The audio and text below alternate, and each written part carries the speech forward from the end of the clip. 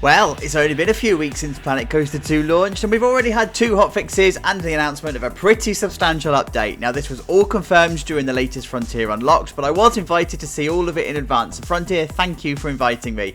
They've also supplied me with the footage I'm using today, which I am recording before Unlocked, so I presume they've probably used it there as well. And I mean, none of this was all particularly secret, you know all this already, but let's do a deep dive, shall we? Anyway, there is a lot to get excited about in this update, and I am so glad that they've given my pet hate some attention, the UI. It seems that there's been some kind of effort to reduce the amount of consolification in the game, and there's a lot of quality of life stuff to look forward to here too. Yes, now the main selectors at the bottom of the screen persist in every other menu. Now this is one that I specifically fed back to Frontier, so I would rather narcissistically want to think that this one's my doing. Please guys, let me just have this one. But basically, no more pressing escape 11 times to get back to the main selection, because now we can just swap over. Some work has also been done on the number of menus as well. For example, pressing return to browser will now work if you're in the track editor. It's a little bit hard to explain, but they've basically removed 4 clicks from the process, and to be honest, I didn't even know this was broken to start with. The UI no longer closes when you're placing blueprints.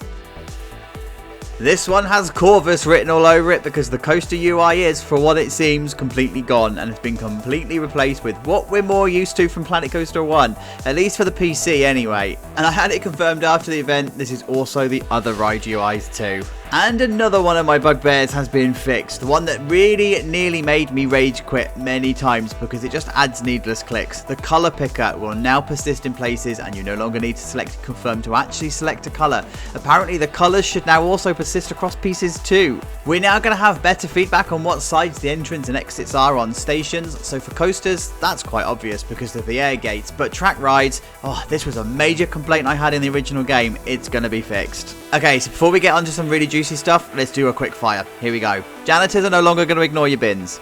Ride decay now calls a mechanic before the condition reaches 0%. This cool little water effect.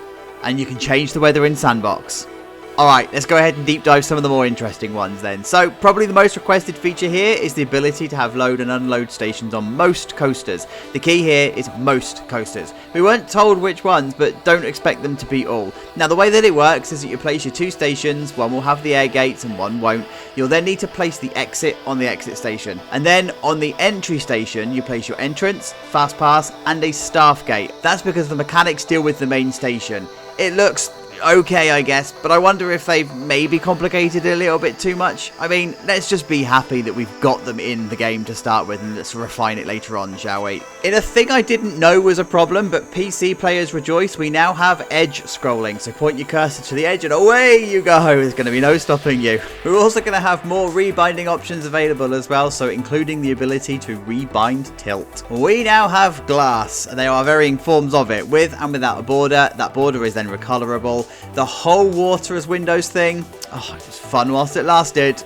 Coaster supports are making a return to the game, which I thought was odd they weren't in there to start with. There's been a placeholder for it since we saw it in September. But anyway, they're all recolorable and resizable, and the palette has had a tidy up. It seems to be largely ported over from the original game with a few little additions. But guys, does that mean I now need to go back and redo all of the supports in Nerdolandia? And another rejoice for PC players, another win in the form of the 6,000 guest cap being lifted on PC. This is now going to be 12,000 but remains 6,000 on console. If you are attempting to pass a park from console to PC with more than 6,000 guests, then the console player will not be able to load it, you will be blocked. It's going to work a little bit like the Oswald counter does today. And now on to the star of the show, if you don't account for the loading stations. Fireworks! Nighttime now has a purpose with fireworks, and this is going to come in the form of your usual shapes along with letters, numbers and some symbols, basically what we had in the original Planet Coaster. And to accompany this, the event sequencer has had an upgrade too. Now we didn't get to see that in the preview, but the fireworks are certainly welcome to the family, even if it's just going to be used as poster rolls in gift shops.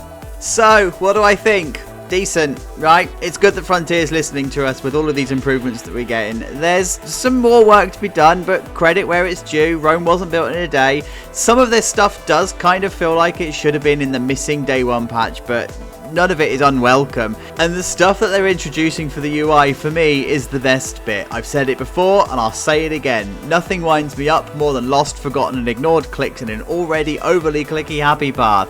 This update really does go a long way to start addressing this. I am actually so excited to see what comes next, now that the foundations of the game are being fixed. What do you guys think? Let me know in the comments below. Come over to Nerdolandia. See you there.